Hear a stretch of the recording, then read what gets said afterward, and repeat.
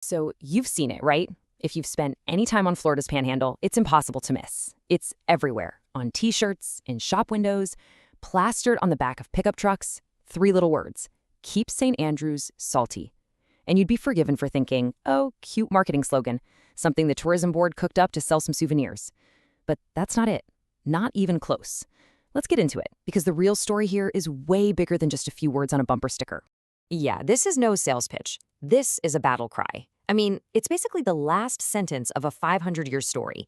A story about fighting against, well, everything. The geography, war, hurricanes, you name it. It's tried to wipe this place off the map.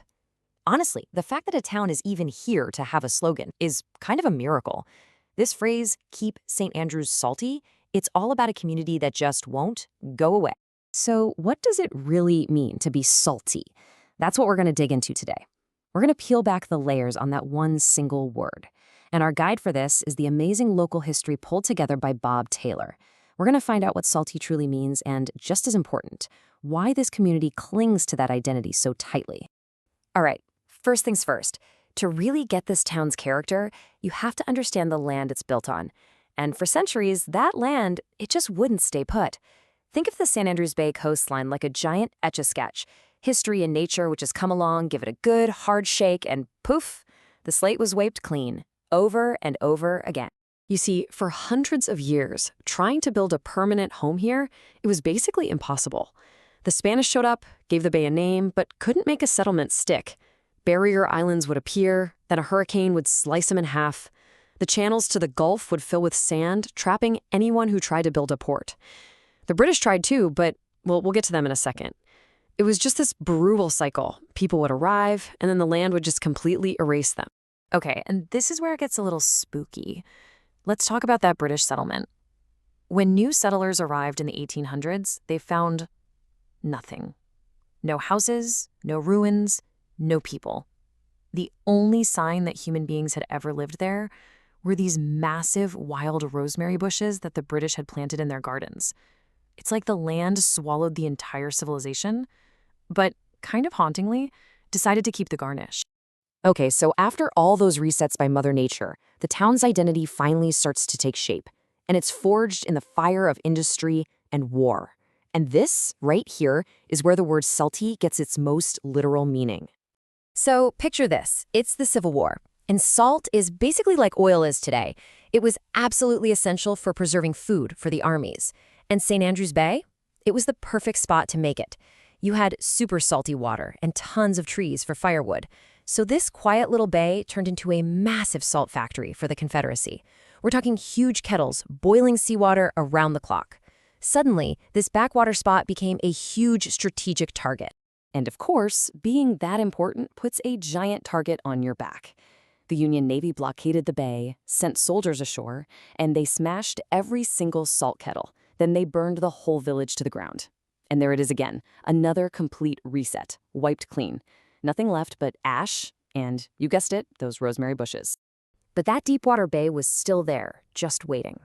So, in the 1880s, a land company decides they're going to just force a city to exist. They print up hundreds of thousands of fancy brochures, selling lots to people who'd never even seen the place.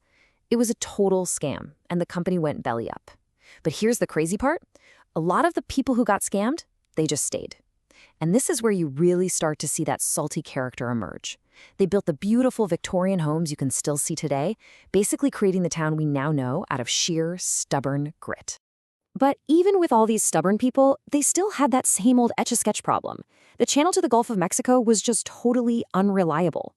The big turning point, the thing that changed everything, came in the 1930s. The Army Corps of Engineers basically declared war on the ocean. They dredged a permanent, deep channel and built these massive stone jetties to hold it in place. They finally forced the land to behave. And with a real, safe harbor, St. Andrews could finally be a place where you could build a life, not just a place where you tried to survive. So with that newfound stability, the town enters a kind of golden age. And it's during this time that the salty character we recognize today really gets locked in. And a big part of that was looking at its flashy neighbor down the road and deciding to be the complete opposite. From the 1950s to the 70s, the working waterfront was the heart and soul of this place. The marina was packed with these beautiful wooden shrimp boats and head boats, you know, those big boats that would take anyone out fishing. The whole place smelled like diesel and salt and bait. And the captains? They were these tough, independent, tell-it-like-it-is characters. They were the salty spirit personified. Now, while St. Andrews is busy building this gritty, authentic vibe, Panama City Beach is just exploding. It's becoming the spring break capital. High-rise condos are shooting up, neon is everywhere. And listen, St. Andrews could have chased that money. They absolutely could have copied that playbook. But they made a conscious choice not to. They chose to be the anti-beach. Where the beach was plastic, St. Andrews was wood. Where the beach was a big chain restaurant, St. Andrews was family-owned. But that resilience, that character they'd spent so long building, was about to face the ultimate test. In 2018, the biggest reset button of all got slammed down. Hurricane Michael, a Category 5 monster, hit the town like a bomb. The marina, the heart of the community, was just gone, wiped out.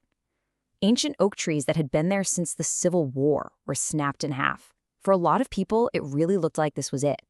The end of St. Andrews. And this was the moment of truth. Developers could have easily swooped in, bought up all that ruined land for cheap, and finally built that generic high-rise resort. But that is not what happened. Instead, that salty spirit just took over.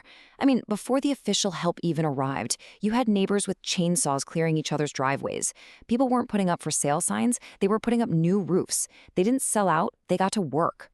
Okay, so after all that history, all the storms, the fires, the failures, what does salty actually look like today, on the ground? How can you spot it, whether you live here or you're just visiting for the day? Well, let's break it down. Think of this as your field guide to seeing salty. Really, it comes down to three main things. First, being salty means being fiercely independent. It's this deep-seated refusal to be a copy-paste version of every other beach town. Second, it means being resilient. That's the spirit of those rosemary bushes, right? It's the spirit of the people who rebuilt after Michael. It's about getting knocked down flat and growing back, sometimes even stronger. And number three, it's about being unapologetically authentic. And you can see that authenticity everywhere. A good way to spot it is to look for what's not there. You're not going to see a bunch of golden arches or chain coffee shops. Instead, look at what is there. It's the Blackboard menu with the catch of the day literally caught that morning. It's the sound of a local musician playing their own songs coming out of a bar. It's walking into a shop and realizing the person selling you the art is the person who actually made it. This is a real working town, not a tourist trap. And this really gets to the heart of it. This is how the locals define it. Salty isn't just a word. It's a badge of resilience. It's an attitude. It's that tough, stubborn streak you have to build a life in a place that for 500 years has been trying to knock you down. And I think this quote just nails it. A brand new plastic toy isn't salty, but an old wooden boat, one that's been through a dozen storms, has chipped paint, but is still perfectly sound, that's salty. See, it's not about being shiny and new, it's about being tested. It's about having some scratches and dents to show for it, but still being strong underneath. St. Andrews is proud of its chipped paint. So, that leaves us with one last question, and this one's for you. The identity of St. Andrews was forged by its bay. The shifting sands, the storms, it all shaped the people and the place. So take a second and think about where you live. What's the landscape that defines your town? Is it a river, a mountain, a sprawling desert? We like to think we shape our towns, but a lot of the time, it's the land that shapes us. The people of St. Andrews just figured out how to turn that struggle into their greatest strength.